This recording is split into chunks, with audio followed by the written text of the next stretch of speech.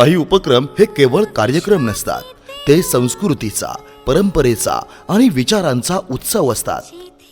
संत श्रेष्ठ ज्ञानेश्वर महाराजांच्या 750व्या जन्मवर्षानिमित्त महाराष्ट्र शासनाच्या सांस्कृतिक कार्य विभागाने राज्यभर एक अद्वितीय सांगीतिक पर्व साकारले.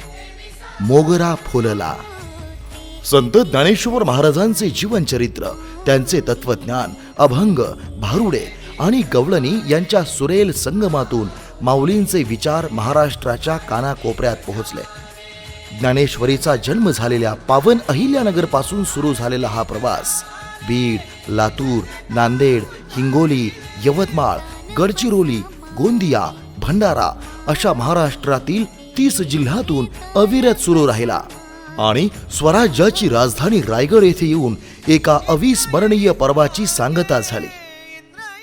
हजारो रसिक, टाळ्यांचा कडकडाट, भारावलेले डोळे, अभंगांवर दुमदुमणारे सभागृह आणि संत विचारांनी उजळलेले असंख्य चेहरे, हीच या उपक्रमाची खरी कमाई ठरली. या संपूर्ण उपक्रमामागे एक दूरदृष्टी होती.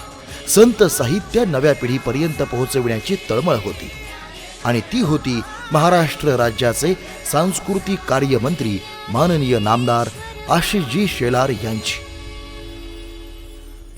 कार्यक्रम यशस्वी व्हावा, प्रत्येक जिल्ह्यात अधिकाधिक श्रोते सहभागी व्हावेत, संत ज्ञानेश्वर महाराजांचे विचार जनमानसात रुजावेत, यासाठी त्यांनी सातत्याने मार्गदर्शन केले.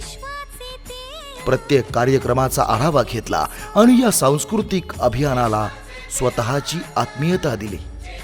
मोगरा फुलला हा केवळ एक संगीतमय कार्यक्रम नव्हता, तो महाराष्ट्राच्या सांस्कृतिक अस्मितेचा सुगंध होता, संत विचारांचा जागर होता आणि कृतज्ञतेचा एक अविस्मरणीय प्रवास होता.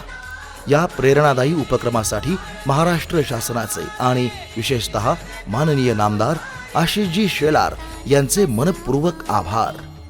महावैष्णव माऊली ज्ञानोबा रायांच्या विचारांचा हा सुगंध असाच अविरत दरवळत राहो, महाराष्ट्रात, भारतात आणि साऱ्या विश्वात.